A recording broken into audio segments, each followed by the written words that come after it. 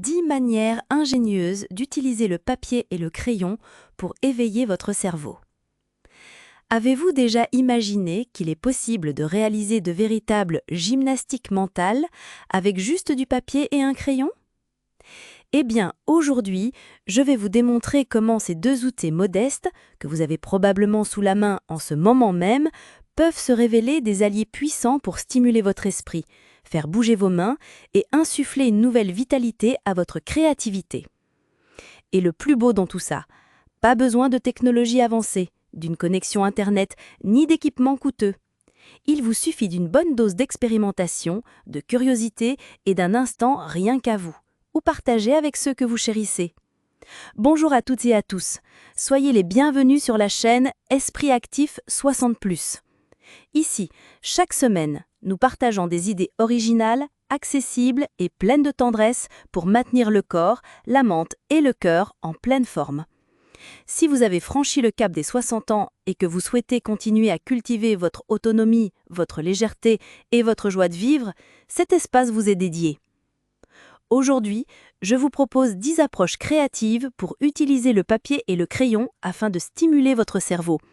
Et ne vous y trompez pas, bien que ces activités soient simples en apparence, elles sollicitent des zones fondamentales de notre raisonnement, de notre mémoire, de notre coordination motrice ainsi que de notre imagination. Alors, préparez votre carnet, saisissez vos crayons et embarquons ensemble dans cette aventure de créativité et de bien-être. 1. Créer des labyrinthes ou des parcours complexes. Si vous êtes adepte des défis stimulants, cette proposition va certainement vous ravir. Munissez-vous de papier et un crayon, puis concevez un labyrinthe ou un itinéraire parsemé de multiples courbes, de détours imprévus et d'obstacles variés. Commencez par définir un point de départ et un point d'arrivée, puis tracez le chemin en y intégrant des impasses, des déviations et des cul-de-sac. Une fois votre œuvre achevée, essayez de résoudre votre propre labyrinthe en dénichant l'itinéraire correct. Vous pouvez aussi élaborer un parcours plus libre, tel qu'un sentier en zigzag agrémenté de stations, et à chaque arrêt, inscrivez un mot ou un symbole qui incarne une valeur essentielle pour vous. La famille, la foi, la gratitude, la santé, les rêves. De cette manière, en plus du raisonnement spatial et de la coordination, vous cultivez également la connaissance de soi. Ce type d'activité favorise la planification, l'attention aux détails, la pensée logique et exerce également la patience, une qualité si précieuse en ces temps d'agitation. Et bien sûr, c'est une autre manière de transformer le simple en quelque chose de riche et amusant. 2. Réaliser des mandalas personnalisés. Vous avez sans doute déjà croisé des mandalas, souvent utilisés pour la coloration et la relaxation. Mais pourquoi ne pas créer d'autres propres mandalas de toutes pièces ? Prenez un compas, ou plus simplement, dessinez un cercle à l'aide d'une assiette. Ensuite, superposez des couches en y intégrant des formes répétitives, des pétales, des lignes, des étoiles, des feuilles, des triangles. Chaque couche peut symboliser une facette de votre vie, une émotion du moment, un instant clé de votre journée, un souvenir agréable. Une fois le dessin terminé, libre à vous de le colorer avec des crayons de couleur, des feutres ou de l'aquarelle si l'envie d'expérimenter davantage vous prend. Ne vous souciez pas de la perfection. L'essentiel ici réside dans le processus de création et non dans le résultat final. Dessiner et colorier des mandalas favorise l'organisation mentale, développe la concentration et a un impact direct sur l'équilibre émotionnel.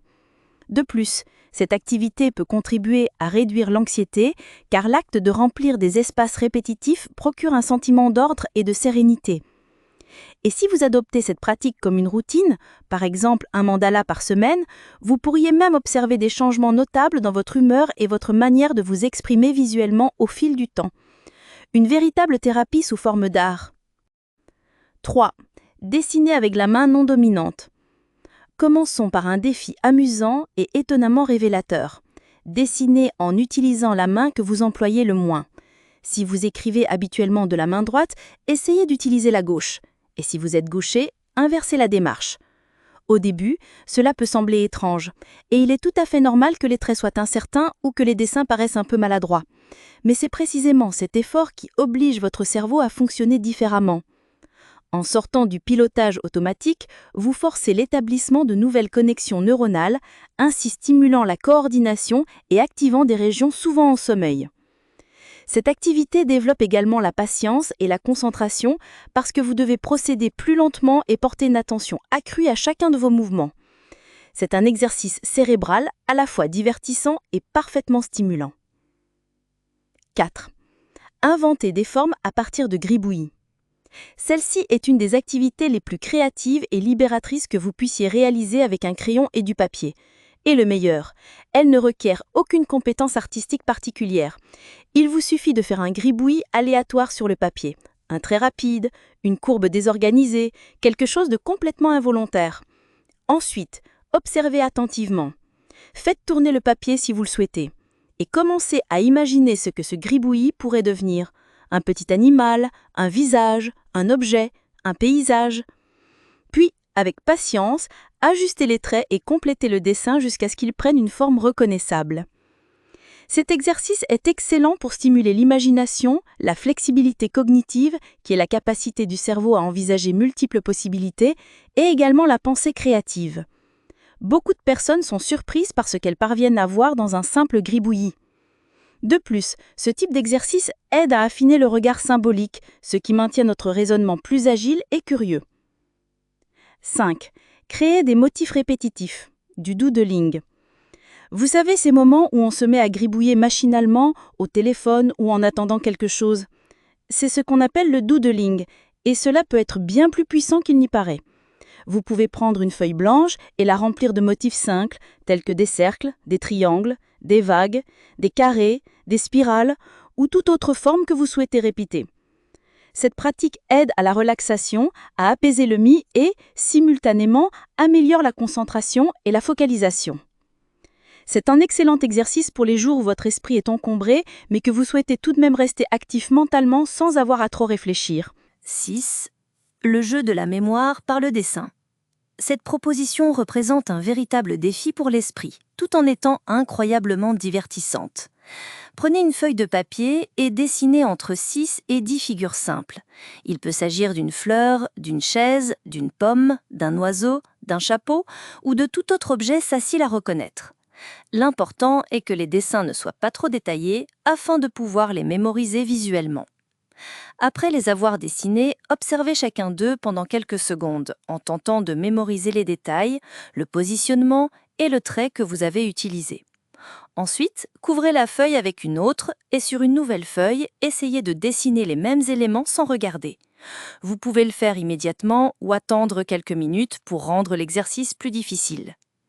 C'est fascinant de constater à quel point notre cerveau retient visuellement et ce qu'il remplit avec l'imagination. C'est un excellent exercice pour travailler l'attention, la mémoire visuelle, la concentration et aussi la capacité de recréation mentale. Et si vous souhaitez le rendre plus ludique, impliquez vos petits-enfants dans ce défi. Vous pourrez ensuite comparer les dessins et voir qui se souvient du plus grand nombre d'éléments. Un véritable jeu aux bienfaits cognitifs avérés. 7. Dessinez la même chose les yeux fermés. Voici un exercice aussi simple qu'étonnant. Choisissez un objet de votre quotidien. Une tasse, une cuillère, un vase, une fleur. Observez-le attentivement pendant quelques secondes.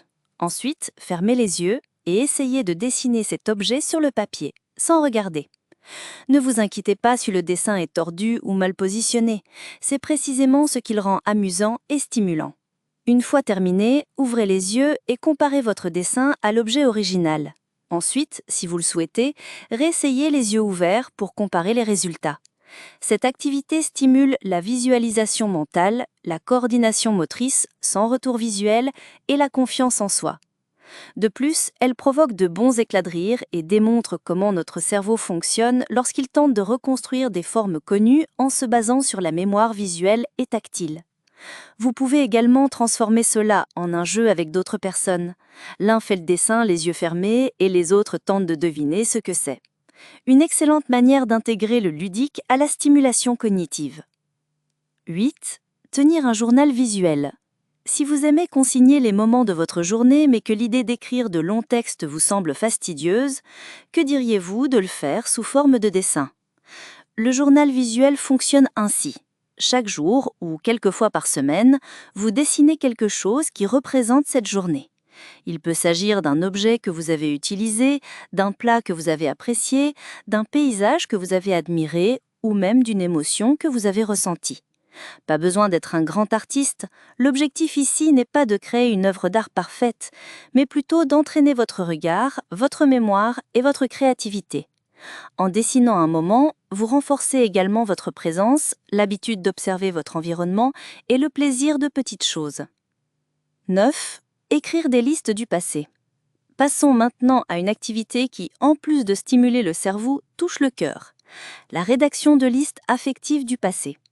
Prenez du papier et un crayon et commencez une liste avec des thèmes comme les jeux que j'aimais dans mon enfance, les lieux qui me rendaient heureux quand j'étais jeune, les chansons qui ont marqué mon adolescence, les saveurs de la maison de ma grand-mère, les choses qui faisaient sourire mes parents, etc. Écrire ces listes est une façon d'activer la mémoire autobiographique, celle qui conserve nos expériences personnelles. En faisant cela, vous renforcez votre identité, votre perception de vous-même et vous déterrez des souvenirs qui étaient peut-être enfouis. Cet exercice peut être réalisé seul, mais il peut aussi être partagé. Lire ces listes à vos enfants ou à vos petits-enfants est une belle façon de créer des liens entre les générations. De plus, écrire sur le passé nous aide à donner un nouveau sens à notre propre histoire et peut même susciter l'envie d'écrire davantage. Qui sait, peut-être une autobiographie ou un journal intime. 10. Créer une carte du jour. Enfin, je vous propose une activité qui marie l'art, l'intention et l'affection. Que diriez-vous de créer chaque jour une petite carte agrémentée d'un mot, d'une phrase ou d'une pensée positive accompagnée d'un dessin simple? Cela pourrait être quelque chose comme « Aujourd'hui, je choisis d'être patient » avec le dessin d'une fleur qui s'ouvre ou « La vie s'écoule avec légèreté » illustré par des empreintes de pas dans le sable. Ces cartes agissent comme des rappels visuels de votre intention, de votre gratitude, de votre calme, de votre espoir ou de votre courage. Vous pouvez conserver ces cartes dans une petite boîte, les coller au mur ou en offrir une à quelqu'un. Avec le temps, vous constaterez que cette habitude se transforme en un véritable rituel de bien-être personnel. Créer une carte par jour, c'est un peu comme écrire une lettre bienveillante à soi-même, alliant mots et images pour inspirer et équilibrer votre parcours. Cet exercice stimule le langage positif, l'expression de soi, la concrétisation des intentions et la motricité fine. Et bien sûr, il agrémente votre quotidien. Vous voyez combien d'idées simples et créatives vous pouvez mettre en pratique avec du papier et un crayon? Il ne faut pas grand-chose pour prendre soin de son esprit. Juste de la bonne volonté, de la curiosité et ce temps précieux rien qu'à vous pour exercer votre cerveau avec tendresse. Ces 10 activités sollicitent diverses zones du cerveau, de la mémoire à la coordination motrice, du langage à la créativité, tout en légèreté et une profonde connexion émotionnelle. Et le plus important, elles sont toutes réalisables avec des matériaux que vous possédez déjà chez vous. Si vous souhaitez en découvrir encore plus de propositions de ce type, j'ai une invitation spéciale à vous faire. Dans la description de cette vidéo, vous trouverez le lien vers le e-book « Créativité sans limite, l'art pour stimuler l'esprit à la soixantaine ». Un document riche en exercices pratiques que vous pourrez réaliser chez vous, seul, en groupe ou avec vos petits-enfants. Tout est pensé pour maintenir votre esprit actif avec plaisir, couleur et sens. Si cette vidéo vous a inspiré, n'hésitez pas à la liker, à la partager avec ceux que vous aimez, à activer les notifications et à vous abonner à la chaîne Esprit Actif 60+. Et surtout, n'oubliez pas de me dire en commentaire, pratiquez-vous déjà une activité cognitive au quotidien? Laquelle vous aide le plus?